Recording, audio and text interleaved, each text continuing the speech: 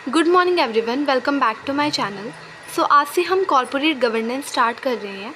इसमें सबसे पहला चैप्टर है conceptual framework of corporate governance. तो सबसे पहले बात करते हैं कॉर्पोरेट गवर्नेंस के इंट्रोडक्शन की।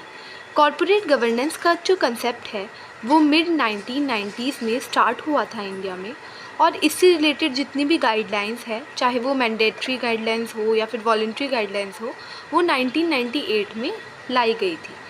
और वो किसके थ्रू लाई गई थी? कुछ कमिटीज़ के थ्रू, जो कि ministry of corporate affairs and SEBI ने अपॉइंट की थी। देन बात करते हैं मीनिंग की।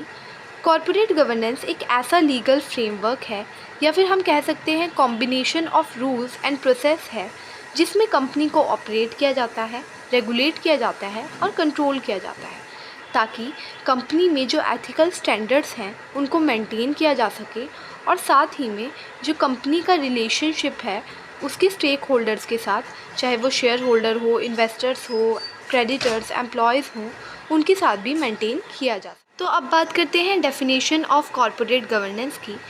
तो अगर हम बात करें institute of company secretary of India, इसके अकॉर्डिंग क्या डेफिनेशन दी गई है कॉरपोरेट गवर्नेंस की?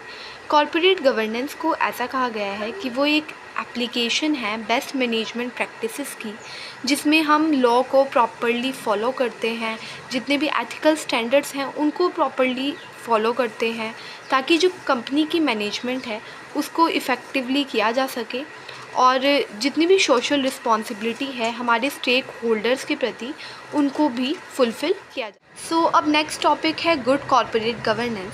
गुड कॉर्पोरेट गवर्नेंस क्या होता है? जब भी हम अपनी कॉर्पोरेट गवर्नेंस को प्रॉपर वे में इम्प्लीमेंट करते हैं, या फिर हम कह सकते हैं जितने भी रूल्स और प्रोसेस हैं उनको प्रॉपर वे में हम लोग फॉलो करते हैं, ताकि जो हमारे स्टेक होल्डर्स हैं, हमारे शेयर होल्डर हैं, उनके इंटरेस्ट को प्रोटेक्ट किया जा सके, तो उसे हम कहते हैं good corporate governance. Good corporate governance एक ऐसा फॉर्मल सिस्टम है जिसमें ऑर्गेनाइजेशन को इफ़ेक्टिवली रन करने के लिए कुछ स्ट्रेटेजिकली इम्प्लीमेंटेड पॉलिसीज़ और प्रैक्टिसेस का यूज़ किया जाता है। गुड कॉर्पोरेट गवर्नेंस का क्या मतलब होता है कि गुड कॉर्पोरेट गवर्नेंस क्या करता है? प्रमोट करता है कॉर्पोरेट फेयरनेस को, ट्रांसपेरेंसी को और अकाउंटेबिलिटी को कंपनीज़ में। गुड कॉर्पोरेट गवर्नेंस पहले से ही बॉर्न नहीं होता, उसे हमें डेवलप करना पड़ता है, बनाना पड़ता है, तब जाके कहीं हमारी कॉर्पोरेट एक अच्छे लेवल पर पहुंच पाती है।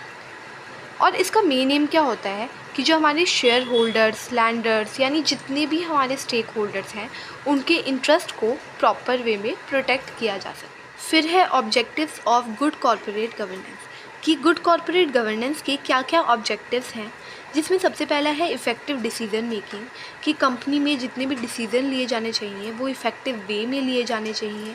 फिर है high degree of transparency and full disclosure, कि प्रॉपर ट्रांसपेरेंसी बनी होनी चाहिए कंपनी में, और जितनी भी इम्पॉर्टेंट इन्फॉर्मेशन है उसको फुली डिस्क्लोज़ किया जाना चाहिए जितने भी शेयर होल्डर्स हैं उनको।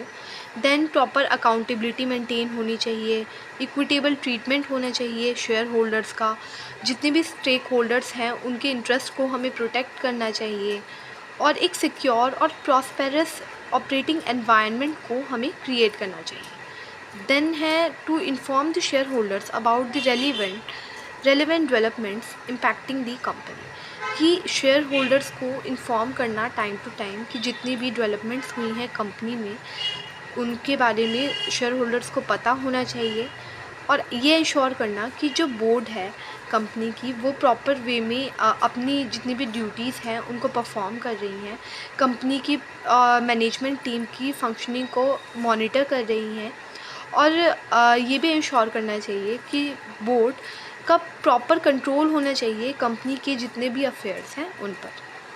फिर है principles of good corporate governance, जिसमें सबसे पहला है respecting the rights of share holder. तो सबसे पहला प्रिंसिपल क्या है कि हमें शेयर होल्डर्स के राइट्स की रेस्पेक्ट करनी चाहिए, हमें हेल्प करनी चाहिए शेयर होल्डर्स की, ताकि वो अपने जितने भी राइट्स हैं उनको परफॉर्म कर सकें, उनको एक्सरसाइज करा सकें। और ये हम कैसे कर सकते हैं?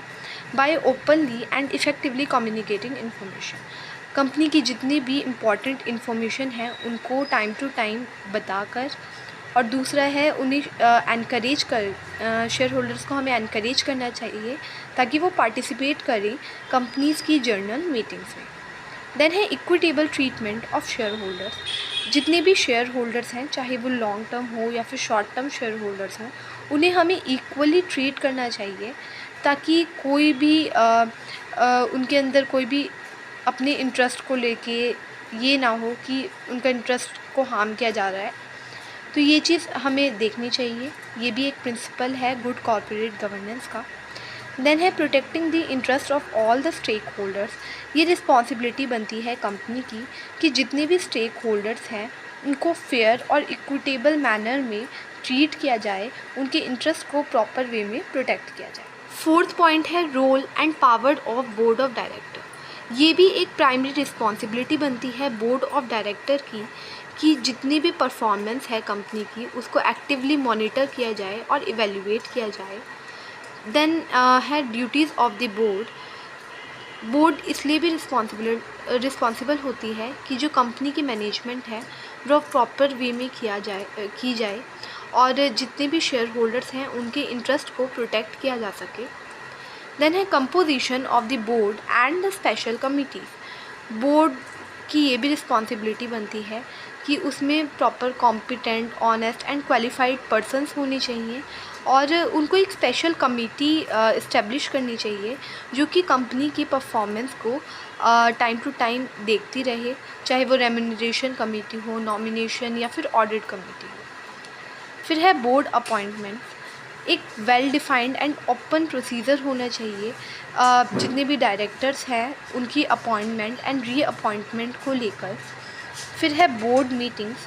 प्रॉपर मीटिंग कंडक्ट कराई जानी चाहिए ताकि कंपनी से रिलेटेड जितने भी डिसीजंस हैं उनको लिया जा सके और ये हेल्प करता है डायरेक्टर्स को अपनी जितनी भी रिस्पॉन्सिबिलिटीज़ हैं उनको परफॉर्म करने में। फिर है ट्रांसपेरेंसी होनी चाहिए कंपनी में, कोड ऑफ कंडक्ट फॉलो किया जाना चाहिए, अकाउंटेबिलिटी मेंटेन करके रखनी पड़ती है हमें, फेयरनेस होनी चाहिए, कॉन्फ्लिक्ट ऑफ इंटरेस्ट। अगर मान लो जितने भी शेयर होल्डर्स हैं, चाहे वो शॉर्ट टर्म हो या फिर लॉन्ग टर्म हो, उनको इक्विटेबल ट्रीट नहीं किया जा रहा है, यानी इक्वल वे में उन्हें ट्रीट नहीं किया जा रहा है और इस वजह से उनके बीच में कुछ कॉन्फ्लिक्ट्स अकर हो गए या फिर हम कह सकते हैं झगड़े हो गए, तो उसको भी हमें देखना चाहिए। ये गुड कॉर्पोरेट गवर्नेंस की रिस्पॉन्सिबिलिटी बनती है। फिर है रेम्यूनरेशन पॉलिसी। जितने भी एम्प्लॉयज़ हैं कंपनी में जो कि हमारी कंपनी के लिए काम कर रहे हैं, उनके लिए प्रॉपर एक रेम्यूनरेशन पॉलिसी होनी चाहिए कि कब उनका जो इंसेंटिव है उसको बढ़ाया जाएगा, इंसेंटिव कब उन्हें दिया जाएगा, उन्हें कब बोनस दिया जाएगा। तो ये सब हमें पॉलिसीज़ में डिसाइड करना चाहिए। देन है स्ट्रिक्ट कंप्लायंस कि जितने भी रूल्स एंड प्रोसीजर्स हैं कंपनी के उनको स्ट्रिक्टली वे में हमें परफॉर्म करना चाहिए, स्ट्रिक्टली वे में हमें इम्प्लीमेंट करना चाहिए और स्ट्रिक्ट पॉलिसीज़ होनी चाहिए ताकि जितने भी एम्प्लॉयज़ हैं, जितने भी शेयर होल्डर्स हैं, वो प्रॉपर वे में उसको फॉलो करें। तो बात करते हैं OECD principles of corporate governance की। सबसे पहले इसमें क्या है OECD का क्या मतलब होता है? The organisation for economic cooperation and development. OECD एक ऐसा प्लेटफॉर्म है या फिर हम कह सकते हैं एक ऐसा फोरम है जिसमें 37 डेमोक्रेटिक कंट्रीज़ की गवर्नमेंट साथ में कोलैबोरेट करके कुछ पॉलिसी स्टैंडर्ड्स को डेवलप करती हैं ताकि सस्टेनेबल इकोनॉमिक ग्रोथ को प्रमोट किया जा सके। तो OECD के अकॉर्डिंग क्या क्या प्रिंसिपल्स दिए गए हैं कॉर्पोरेट गवर्नेंस के लिए, उनको अब हम पढ़ेंगे। जिसमें सबसे पहला है ensuring the basis for an effective corporate governance framework. यानी हमें एक इफ़ेक्टिव कॉर्पोरेट गवर्नेंस फ्रेमवर्क बनानी चाहिए जिसमें हमारी जो मार्केट्स हैं वो ट्रांसपेरेंट एंड एफिशिएंट हो, हमारे जितने भी रूल्स हैं लॉ से रिलेटेड उसमें कंसिस्टेंसी हो और जितनी भी रिस्पॉन्सिबिलिटीज़ हैं अथॉरिटीज़ की वो उन्हें प्रॉपर वे में परफॉर्म करें।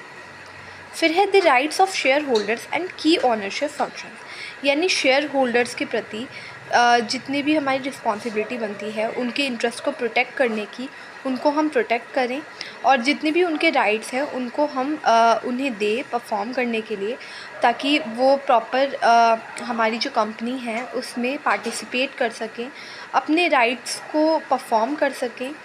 तो यही होता है the rights of shareholders and की ऑनरशिप फंक्शन।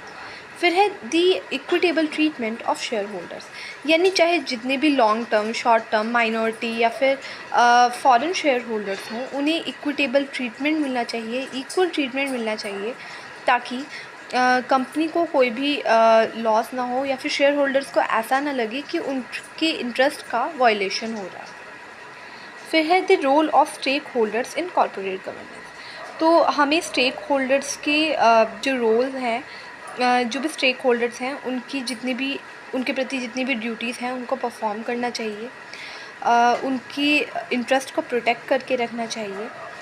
फिर है डिस्क्लोज़र एंड ट्रांसपेरेंसी। इसका मतलब है कि अगर कोई भी इंफॉर्मेशन है जो कि कंपनी में बहुत ज़्यादा ज़रूरी है और जितने भी स्टेक होल्डर्स हैं उनको जानना बहुत ज़रूरी है, तो उन सब इंफॉर्मेशन को टाइम टू टाइम डिस्क्लोज़ करते रहना चाहिए कंपनी को, चाहे वो फाइनेंशियल सिचुएशन से रिलेटेड इन्फॉर्मेशन हो, परफॉर्मेंस, ऑनरशिप या फिर कंपनी की गवर्नेंस से रिलेटेड इन्फॉर्मेशन हो। तो कंपनी को इससे रिलेटेड ये सारी इन्फॉर्मेशन को टाइम टू टाइम डिस्क्लोज़ करते रहना चाहिए। देन है the responsibilities of the board. तो बोर्ड की भी कुछ रिस्पॉन्सिबिलिटीज़ बनती हैं, क्योंकि बोर्ड का क्या काम होता है कि जितनी भी कंपनी है उसकी परफॉर्मेंस को मैनेज करे, इवेल्युएट करे, उसके करंट अफेयर्स को, जितने भी अफेयर्स हैं कंपनी में उनको प्रॉपर वे में परफॉर्म करे। तो और साथ साथ जो शेयर होल्डर्स हैं उनके इंटरेस्ट को प्रोटेक्ट करे। तो ये रिस्पॉन्सिबिलिटी बनती है बोर्ड की। तो उसे भी ये भी एक प्रिंसिपल है कॉर्पोरेट गवर्नेंस का। फिर है benefits, importance of good corporate governance, कि गुड कॉर्पोरेट गवर्नेंस के क्या क्या बेनिफिट है, क्या क्या इंपॉर्टेंस है गुड कॉर्पोरेट गवर्नेंस की। जिसमें सबसे पहली है क्रिएटिंग गुडविल, यानी गुड कॉर्पोरेट गवर्नेंस होगा, जितना अच्छा हमारा कॉर्पोरेट गवर्नेंस होगा उतनी हमारी जो कंपनी की गुडविल है वो इंक्रीज़ होगी, ब्रांड इमेज इंक्रीज़ होगी, और जिससे हम कॉम्पिटिटिव एनवायरनमेंट में भी अपने ईज़िली डील कर सकेंगे। देन है असेसिंग कैपिटल एंड फाइनेंस, यानी जितना अच्छा कॉर्पोरेट गवर्नेंस, जितनी अच्छी कॉर्पोरेट गवर्नेंस होगी हमारी, उतना ही इन्वेस्टर्स का कॉन्फिडेंस बढ़ेगा, चाहे वो लॉन्ग टर्म या फिर शॉर्ट टर्म इन्वेस्टर्स हो, और ज़्यादा से ज़्यादा वो इन्वेस्ट करेंगे, जिससे जो फाइनेंस है वो भी इंक्रीज़ होगा कंपनी में, और ईज़िली हमारी जो फाइनेंस की अवेलेबिलिटी है, जितने भी सोर्स ऑफ फाइनेंस है वो डेवलप हो पाएंगे। फिर है हायर मार्केट वैल्यूएशन, जितना अच्छा कॉर्पोरेट गवर्नेंस होगा उतनी ही अच्छी हमारी मार्केट वैल्यूएशन होगी, यानी हमारी प्रोडक्ट की वैल्यूएशन उतनी ज़्यादा से ज़्यादा अच्छी होगी, क्योंकि अगर गुड कॉर्पोरेट गवर्नेंस की वजह से गुडविल इंक्रीज़ होगी, जिसकी वजह से जो हमारे प्रोडक्ट की वैल्यूएशन है वो भी साथ में इंक्रीज़ होगी। फिर है स्टॉक मार्केट एफिशिएंसी।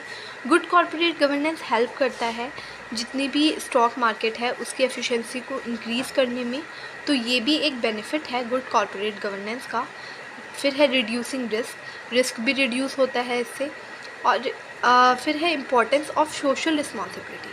तो गुड कॉर्पोरेट गवर्नेंस, जितना अच्छा हमारा कॉर्पोरेट गवर्नेंस होगा उतनी ही हम सोशल रिस्पॉन्सिबिलिटी को ईज़िली निभाएंगे, यानी कंपनी में जितना अच्छा कॉर्पोरेट गवर्नेंस होता है उतनी ही कंपनी अपनी सोशल रिस्पॉन्सिबिलिटी को परफॉर्म करती है, जिससे जितनी भी हमारी कंट्री है उसका फ़ायदा होता है। फिर है रिड्यूसिंग वेस्टेज, कम से कम वेस्टेज होता है। फिर है इंक्रीजिंग ऑपरेशनल एफिशिएंसी, जो कंपनी की परफॉर्मेंस है वो भी इंक्रीज़ होती है। एंड है लास्ट है कम्बैटिंग करप्शन, यानी करप्शन से, यानी जितने भी करप्शन हो रहा है, फ्रॉड हो रहा है, उनसे डील करने में भी हमें हेल्प मिलती है। तो ये थे हमारे बेनिफिट्स और importance of good corporate governance.